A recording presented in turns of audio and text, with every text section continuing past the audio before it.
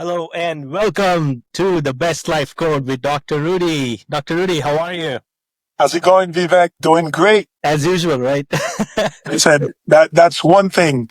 No matter what, we're doing great because gratitude, we always talk about this. It's the most important attitude that you can have. Love it. That's the spirit. That's what we want to keep it. That's what we hope for our listeners too. And speaking of our listeners, Dr. Rudy, I sent you that message last week. We are now top 5% podcast in the world in all categories. Wow. Congratulations. Wow. When you hear this, to me, sometimes all we do, we grind, we do this. I see my patients. I just finished. I think I've seen 40 patients today, busy. But that little moment of my life when I sit down and me and you talk, Vivek, and to hear that people are listening, because we know we have an important message to convey. We know that people are thirsty for that kind of knowledge. So to be acknowledged like this makes me feel good. So thank you again. Thanks to our listeners and continue to support us. This is great. Spread more word. And the most exciting thing is we are not anymore just US podcasts. We are getting a lot of international audience still. So thank you everyone who's listening from wherever you get this podcast from. From anywhere that people are listening. I have such a passion to speak to people and to see that I can have a platform where they can listen to me from different places. I wish I could speak one-on-one to all the listeners listening to. That's not doable, but I'm glad to see that my voice can be carried so far because people need to know that health is important.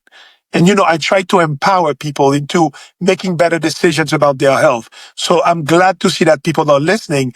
And what I'm telling every listener, whatever resonates with you, share it with friends and family because people need to be empowered to live a better life. I agree. And no better medium than this that you can get on anywhere on your any devices. So, Dr. Rudy, today's topic, we are going to focus on women's health, specifically menopause. And I want to start with this question for you that, menopause has been a taboo for decades, but now even Oprah Winfrey is speaking openly about her struggles. And from your experience, first of all, why has menopause remained such a invisible topic for so long that all of a sudden there is almost an uproar now that we have celebrities talking about it? So what's your views on that? Yeah. So first, let's kind of define menopause for our viewers, right? So menopause, it's a transition in a woman's life where they go from having normal hormone production, sex hormone productions, into a period where it's almost like falling a cliff. It just stops. The hormone production just stops. And we always talk about hormones. So hormones are the master regulators of the body. Without hormone, health is very difficult to achieve. So when a woman goes through that transition and all of a sudden their body doesn't make hormones anymore, it comes with a slew of symptoms that sometimes women find themselves lost into what's happening. So the thing with menopause is that it's defined as no menstrual periods for 1 year. That's the clinical definition of having menopause. The average age of menopause is 51, but symptoms can start happening 10 to 15 years before menopause. So women can start having symptoms at 35, 40, 45 years old. And it's really hard when a woman goes through this and they go to the doctor and they tell him it's only in your head. They get medical gaslighting. And how amazing it is to hear that a celebrity like Oprah Winfrey started having symptoms of menopause at the age of 48, and it took her almost 7 years for her to get a diagnosis and the proper treatment. She brought other celebrities like Halle Berry, same thing. They told her it was in her head. They told her she had herpes. They never thought about her hormones. And I see women like this every day having symptoms that may not fit the box of what menopause symptoms are, which we're going to go about very slowly. So women's health, unfortunately, has always been kind of not looked after the right way because of the patriarchal type of model of society and medicine we used to have. So women, if a woman comes and complains of symptoms, doctors, unfortunately, my profession, we tend to disregard it. And we tell them it's stress, it's in your head, go have a glass of wine or just chill. But now I love this period of time because I told you I have two daughters. It's a female empowerment movement. Women are not taking this. They're not taking no for an answer anymore. So it's great and it's refreshing to see that the conversation is happening a lot more. And that special that was aired on ABC on March 31st with Oprah, she had two amazing physicians that came and talked about it. She had celebrities talk about it. That's the reason we decided to do this today. We were supposed to do a different podcast, but I'm like, yes, we need to talk about this. So, most of my career, I'm an internal medicine physician and I do a lot of men's health, hormone men's health. But I started my career actually on hormones doing women's health because my wife went through this. When my wife was 42, she started having hormonal symptoms. She had premenopausal symptoms. And I went to all my gynecologist friends and they told her it was in her head. It took almost 4 years and me really advocating for her until I found the right doctor who recognized the symptoms and put her on the right hormonal treatment. I learned about this and I started my career doing hormone therapy for women. So in my practice now, we have a female doctor doing hormone treatment, but I still know how to do it. And I have a passion to talk about this because it is truly life changing for women when they go through this. So let's go over some of the symptoms of menopause. Most symptoms of menopause, what people know are hot flashes, difficulty sleeping, mood swings, personality changes. There's all kinds of jokes about how, oh, it's a period. She's going through that phase. There's jokes. Comedians make jokes about this, but it's real. And those are the symptoms that you see. Symptoms that I see and that people don't talk a lot about. Number one, I have a weight loss clinic, decrease in metabolism and weight gain, especially in the midsection. So women will tell you when they're in mid 40s or early 40s, they're like, I'm eating the same way, but I'm accumulating fat in my belly, around my back, things I never used to do. So that's central adiposity, where you have fat accumulation there. Oprah talked a lot also about heart palpitations. That's a very under-recognized symptoms of menopause, that you have heart palpitation and anxiety. And those women will go to see the doctor and they'll be put on anxiety medication. The root cause is hormones. Hot flashes. The hot flashes, when my wife gets them or when I see my friends, my wife's friends who have them, they're dramatic. It's a heat that the women will describe that comes from inside and they turn red, they start sweating. It's very uncomfortable. Brain fog, that's a big one. Oprah talked about this. One of the biggest symptoms that Oprah had is she could not concentrate in even doing a book club or doing a magazine anymore. So she was almost going to quit this. And a lot of women in the corporate world quit their great power job around the menopause transition because they don't have the cognitive resilience or the cognitive function to maintain their jobs. All this can be reversed with the right hormonal treatment. So it is taboo because women's health has been something that's always been left to the side. Even the number of dollars for research, when you look at women's health, it's completely underrepresented. But now the conversation is hitting a spotlight. The conversation is hitting up. And me as a man, I love to be part of that conversation because I've lived that with my wife. I see it with my patients every day, and I want to give them a voice and let them know there is treatment for this. Menopause is not a disease state, it's a transition. And when menopause is handled correctly and you give the woman the right hormone, they come back more empowered because we always say that it's through the womb that light enters. So for some women, when they go through menopause, they see that, oh my God, I went through something so difficult. And if I can get to the other side of it, it can be a very empowered moment when treated properly. And would you say that specifically about from hormones to brain chemistry, is there something, a specific symptoms you see there? What exactly changes? Can you talk about that a little bit? Main thing that changes as women start, the first thing that they lose their estrogen production. Estrogen is the main sex hormone that women produce. And it's not just for sex drive. It's not just for having their period. Estrogen is really important for brain function. So that's why when women go through menopause, one of the main symptoms is brain fog, poor memory, poor recall, decreased cognitive function. And it's mostly estrogen based. So the loss of estrogen will cause this. Also, loss of estrogen will cause decrease in bone mass. So women will have osteopenia, decrease in bone mass, osteoporosis.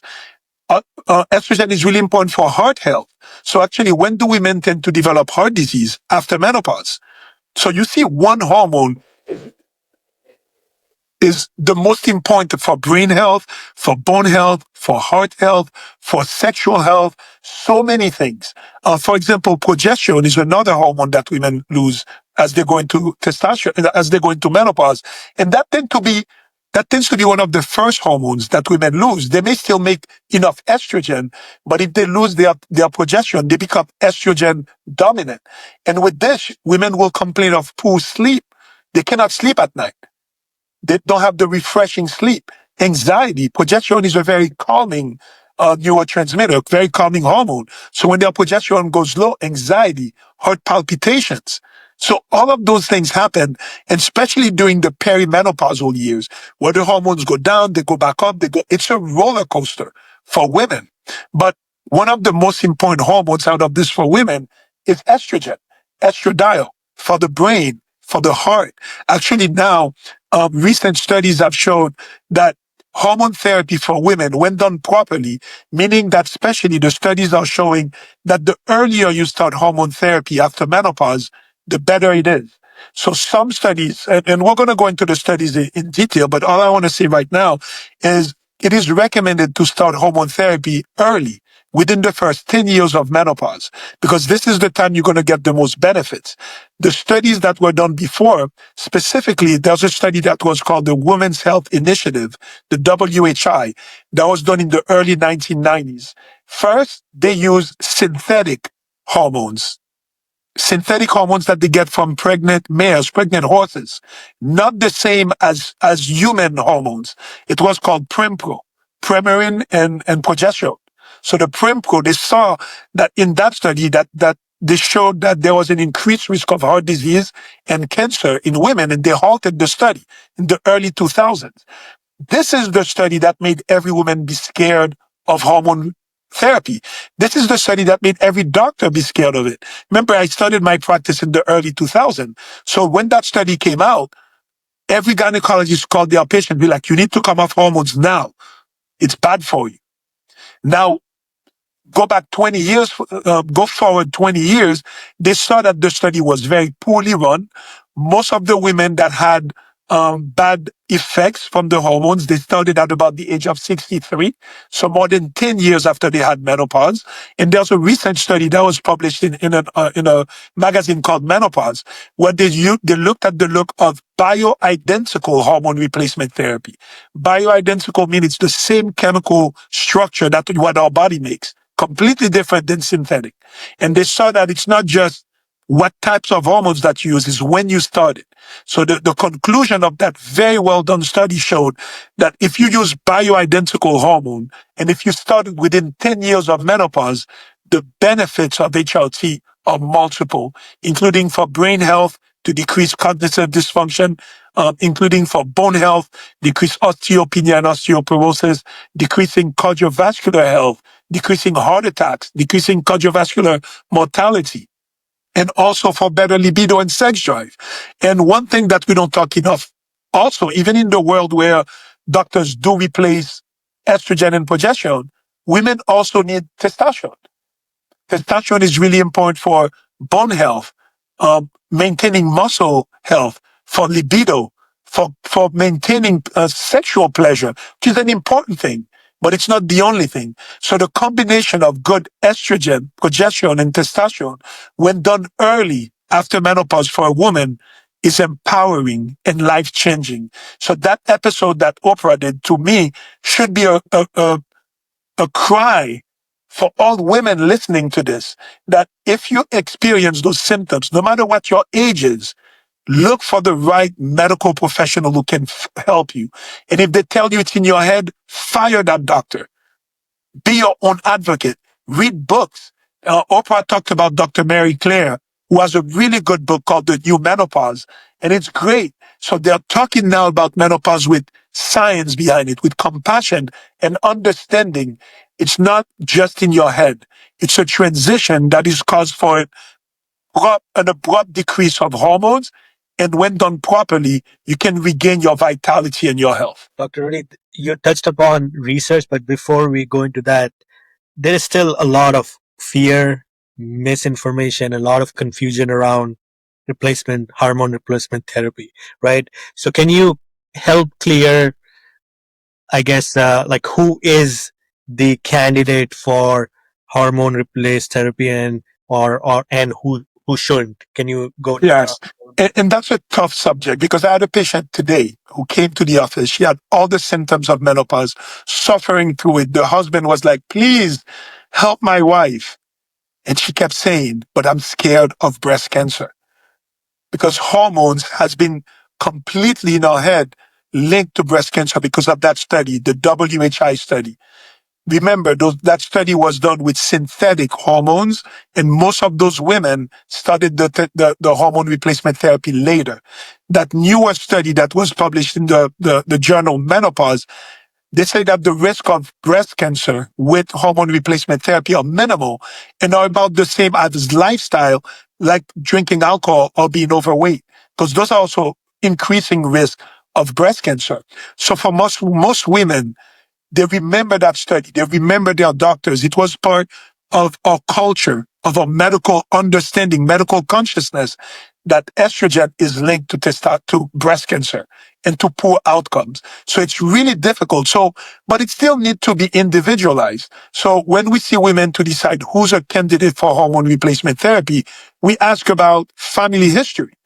If you have a strong family history of breast cancer, let's say the woman says her mom, her aunts have breast cancer, that's a tough decision to decide whether you're going to go on HRT or not. And that needs to be an individualized decision. But the new studies are really supporting that the risk of breast cancer associated with hormonal replacement therapy are minimal, but it needs to be individualized. Number two, testosterone. Every postmenopausal woman should be on testosterone because we talk about this a lot for men, how testosterone is so important for men's health because testosterone helps maintain lean muscle mass, and lean muscle mass and strength, grip strength, hamstring strength has been directly correlated with longevity and how well you will age. So if we say that strength and lean muscle mass is associated with better longevity, with better health span, don't we want to put our patients on something that maintains that? So when I see my patients, even if they are really scared of, let's say, estrogen, because that's the one that has the most association with cancer, I'm like, at least let's put you on testosterone. Because testosterone, there's no association with cancer whatsoever. Testosterone also turns into estrogen. When you take testosterone, you get a little bit of estrogen from it, and it's good for lean muscle mass. It's good for bone mass. It's good for overall health, for brain health. So for my patients who are really scared, I said, okay, it's an individualized decision, but if you don't want any estrogen, let's talk about at least getting you on testosterone. And really, the best thing once you have the discussion with the patient and you feel that both the doctor and the patient agree that she's a candidate for it, is to do a good combination of estrogen, bioidentical estrogen, progesterone, and testosterone. And like everything when it comes to hormone therapy, you start low dose. You reevaluate the patient, then you go high, and you individualize the treatment because every person is different. So it's not a cookie, one size fits all type of treatment. And that's where again I encourage every woman listening to this, find yourself a good provider. It's not easy. There are some areas where they cannot find providers, but now telemedicine, telehealth has made it easier that you can find yourself a good provider. Make sure somebody who can listen to you is not gonna the medical gaslighting is so real, especially when it comes to women. Women will say all of the symptoms and you'll hear the medical professional chuckle or just say it's all in your head. Or they'll say behind their back, she's crazy. She's hormonal. No, don't take this. If you hear these things, leave. Find a compassionate, science-based professional that can help. Dr. D, one more thing just to clarify because I have heard this. When you said you're looking at the family history, is it specifically to the breast cancer or is it like any cancer you're looking at the history for family? No, so breast cancer and ovarian cancer are the most hormonally sensitive cancers. So that's what you want to really look at. That's why some women will go into their genetic testing for the BRCA gene, if they have a very strong family history. Other types of cancers, let's say pancreatic cancer, lung cancer, no association with the hormones. And this is where, again, that study showed that lifestyle factors tend to increase risk of cancer more. The more body fat you have, especially that visceral fat, what we talk again that around the belly, around the organs, alcohol drinking, smoking, eating junk food and taking a lot of toxins, all of those things have even a stronger influence on the possibility of developing cancer. The big thing that we had was heart disease. Do hormone does HRT increase the risk of heart disease? Again, the new study on menopause showed the opposite. That actually bioidentical hormone therapy, when done within the first 10 years of menopause, are primary prevention for heart disease because women tend to not have a high risk of heart disease before menopause because they are protected by their hormones. Once they go into menopause, their risk of heart disease is the same or even more than men. How crazy is this? That we know this and then yet we withhold that life-saving treatment for women. Again, needs to be individualized, but there needs to be a really good discussion with the patients into going into saying what her options are. And you obviously, we've talked about this show. This is everything. You have this framework of nutrition, hormone balance, mindset, and that's the holistic thing, even spirituality. But when it comes to menopause specifically, what's your framework to help women to not just survive as they have it, but actually thrive during this period? And that's the tough part because women are so amazingly strong, right? So women will go through this and they'll say, if I just eat well enough, change my diet, if I just control my emotions, if I meditate enough, if I exercise enough, I can overcome this biological change that I'm going through. For most women, it's not possible. But hormone HRT by itself won't do it. We always talk about holistic treatment. It's not one thing.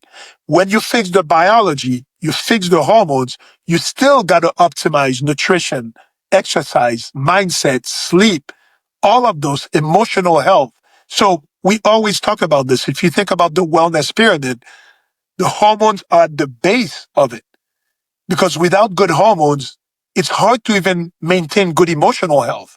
Without good hormones, it's hard for you to keep going and exercising. Without good hormones, it's hard to maintain a good sleep regimen. So when you fix the hormones, all of those can be easier achieved. So I've had many discussions with friends of mine who are going through menopause, and they're trying their best to try to see if they can eat well enough, exercise well enough, they go into Reiki, they go into meditation to try to overcome the biological deficiency.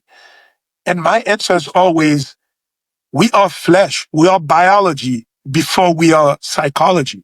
Fix your biology and you'll see that everything gets better. Now, I have to say for some women, they can take natural supplements, things like black cohosh, things like, there's a lot of good natural supplements that may help. And for a lot of women, I see that those are usually give them enough respite of their symptoms that their good nutrition and everything else can be good enough. But for many women, they need bioidentical hormone therapy done the right way, plus the pillars of health like we're talking about.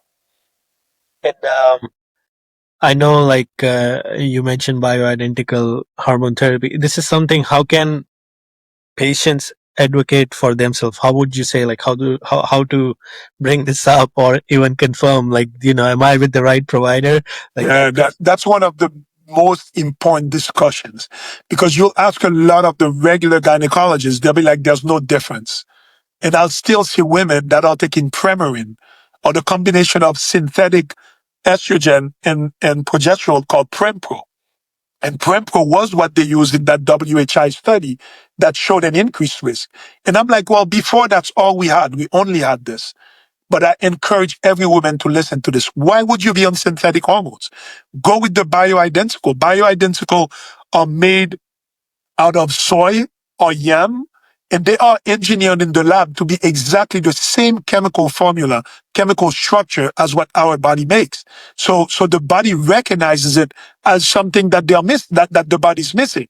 So, and now there's FDA approved, um, covered by insurance formulation of estradiol that can be used. So anybody listening to this, do not take Premarin. This was isolated from the urine of pregnant horses. It's very close to human estrogen, but it's not the same. So the body doesn't recognize that the same. The same thing, a lot of women will say, well, I'll eat a lot more soy to get estrogen from it. Especially in the United States, the soy that we have in this country is very toxic. It's GMO, it's modified. They put a lot of glyphosate on it. It's really toxic. So taking soy products to get your estrogen, because they're not the exact chemical formula that your body recognizes. So at the end of the day, if you see that you need estrogen, go with bioidentical estrogen. The sad thing when it comes to testosterone, there's not one FDA approved formulation of testosterone for women. All of the approved forms of testosterone for women there's none. All of them have to be either compounded or we use men's testosterone formulations and we do very, very low doses for women. And do you know that the only FDA approval use for testosterone for women is to increase libido or for post sexual function? So how patriarchal is this again? So we're telling women you can have testosterone only if you don't want to have sex with your husband. It does work for sex drive. Women love this. And I always say that. I'm very open about my patients talking about their sexual wellness because it's an important part. So as women go through menopause, it's a very tough transition because the lack of estrogen will cause vaginal dryness. So sex becomes uncomfortable, not pleasurable. The loss of testosterone makes that orgasms are not the same. But when you replace those, the woman feels even better, even more connected to their lovers. But the only FDA approval used for testosterone is for hyposexual disorder in women. There's a name for it. I use testosterone for women as an off-label. I tell them, yes, you will have better libido and better sex drive, but you will have also more lean muscle mass, stronger bones, better brain, better cognitive function, and overall better sense of vitality. Isn't that even more important than just sex?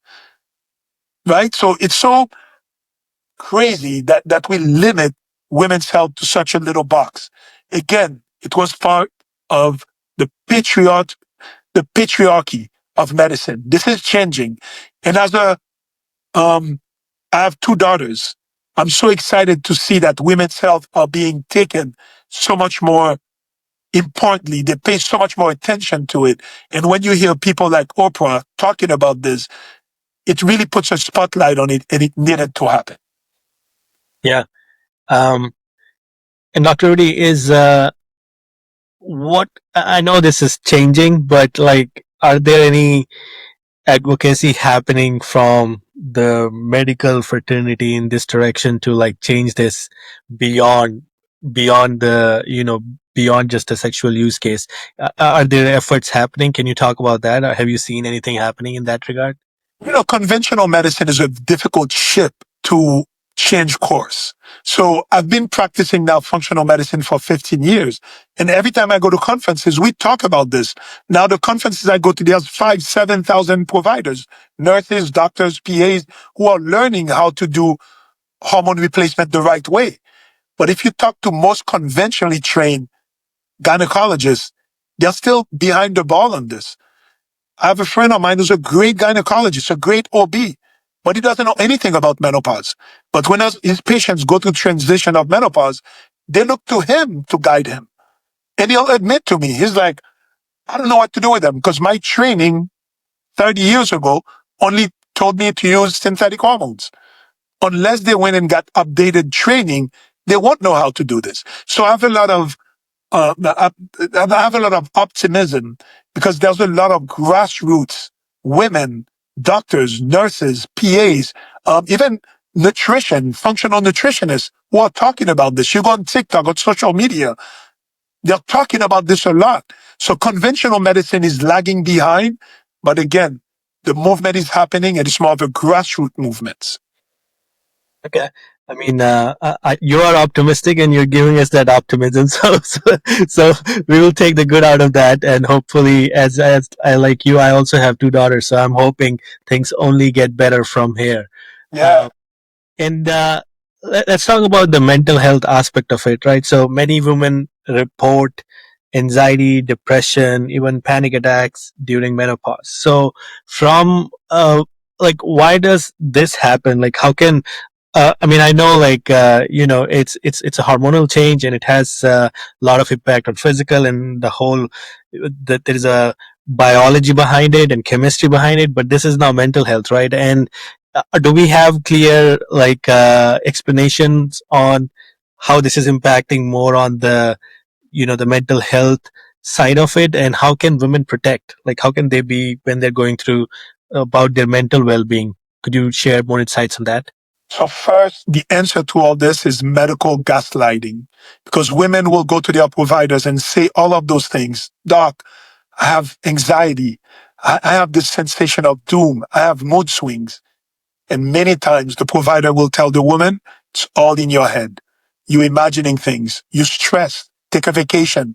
Here's an antidepressant medication. Here's an anti-anxiety medication. Hormones are not only important for physical health, bone health, cardiovascular health, but they are the most important thing for mental wellness. We've talked about testosterone in men. It's the same thing for women. It acts on the serotonin receptor. Estrogen is really important for neuroplasticity, for the brain, for wellness. So one of the main symptoms women will have going through that transition is mental type of symptoms, mood swings, irritability, anger, crying for no reason, palpitation, panic attacks. And all of those usually are misdiagnosed medical gaslighting into other things. It took Oprah almost 5 or 7 years, I forgot how many years she said, to get a proper diagnosis. Imagine if Oprah, it took that long for her to get a diagnosis. An average woman will have to go through a lot of chuckles, a lot of medical gaslighting until she gets the proper diagnosis. So anybody listening to this, if any woman that you know is having this at any age after 35 or 40, make sure the hormones is part of the differential diagnosis. Because you know, we've talked a lot about testosterone for men. Men who go through their andropause, and we're going to do that maybe our next one, low testosterone in men and hormone imbalance in men. Anxiety is one of the very prominent symptoms of an hormonal imbalance. Irritability, low mood. I like to call it a blah mood. You just feel like nothing is worth it. You just kind of go through life. You know, I have amazing women, type A personality, who have achieved amazing things in their career. And when they go through menopause, you see that their personality change, their whole outlook changes. You know, we've said that many times. I always thought that personality and character was static, that you have a personality trait and it stays with you your whole life. It's hormone dependent. A woman goes through menopause, you can see her change personality completely. And then you restore proper hormone balance and you see her back to the person you knew. And it's not just women, happens to men also. But women, because we tend to label women as hysterical, emotional, hormonal, we don't really pay that much attention to it. This needs to stop. It seems like it is, millions of women, and at their workplace, at their homes, in their relationships, they have this menopause affecting their life, their ecosystem. Do you think overall we just, like, underestimate this life stage so much? Because I mean, it's been a while since I'm working, and not once in my workplace I have heard from any wellness program or any employee benefits to talk about the word menopause or to support women in that way. Never. Yeah. So, so It's completely under-recognized. Again, that's why I'm excited about the special that Oprah did, because Oprah has a big platform. I've been saying it for years. All the anti-aging, biohacking, age management providers, I've been saying that for years. But it's still very taboo. It's still very, what about the cancer risk? What about this? What about that? We need to talk openly about this. And what really hurts me to see sometimes, some amazing women in there who go through that midlife change, and then they have to resign from their jobs because they cannot keep up with the cognitive demands of their jobs. Oprah said that very clearly in a special. She almost had to quit her book club and everything that she was doing because she could not concentrate. She could not follow. And Oprah's very smart, right? Thank God she was able to see that. And once they put her on hormone replacement, it changed. So there's almost a brain drain that happened to women when they go through that transition. And corporate wellness should pay attention to this because now you're looking at the corporate structure. It's a lot of women in the upper echelons. When those women are going to go through menopause, it is incumbent on that organization to support women through this, not let them go through those changes alone. Support them so you can maintain all those years of experience and knowledge that this woman has accumulated. So to me, this needs to become a societal change on the medical professionals, on the individual, but also on the corporate level. Because I feel like we need to preserve women's brains because the hormonal changes that happen during that transition are real. And if not dealt with properly, can have dire consequences for the woman and the organization. And Dr. Rudy, before we conclude today's conversation, now for the woman itself, what would be your message to them that so that they can be proactive, not reactive, but proactive, and the men, of course, who love the women in their lives, how can they support the women so that this is done in the right way from, very proactively, not later? What your advice there? We always talk about that self-inquiry, right? I'm going to quote the great Bob Marley again. Open your eyes and look within. Are you satisfied with the life you're living? So a woman, I ask all of my patients, but because we're talking about women's health, you need to ask yourself and do that on a consistent basis. How am I showing up at work, at home, with my partner, at the gym? If you're seeing that your performance in any of those is decreasing, don't just chalk it up to, I'm just getting old. If you see you decreasing, demand blood tests because it's easy to diagnose it. A blood test and a medical history by a medical professional really understands menopause. So the first thing always, rest with the individual. You need to advocate for yourself. If you see that there are changes, demand to be tested. And if you don't get the right answer from your medical professional, educate yourself, fire that professional, look for a better one. And another study that I want to cite is they've looked at many women that have had what they call gray divorce, divorcing in their mid 40s, mid 50s. A lot of them were related to menopause because the changes that the women went through, they could not relate to their lovers the right way. So if a woman is seeing that your sex drive is changing, you can't tolerate your partner the same way. Is it hormones? Is it something that's happening? Sometimes the woman just says, I don't want to deal with this jerk anymore. And that's okay. Sometimes women get empowered when they get more comfortable. But the reality is, I believe in the power of self-inquiry. Every individual, and again, now we're talking about women, ask yourself, how am I feeling? How am I living my life? At home, in the bedroom, in my job, in the gym? Did I get a big drop off? If I've seen a drop off, I need to be tested, I need to be heard, and I can be treated to reverse this. All right. You've heard it, folks. Again, thanks again, Dr. Rudy. Once again, very insightful, and I think you have pointed this multiple times today that Oprah talking about this, giving it a bigger platform.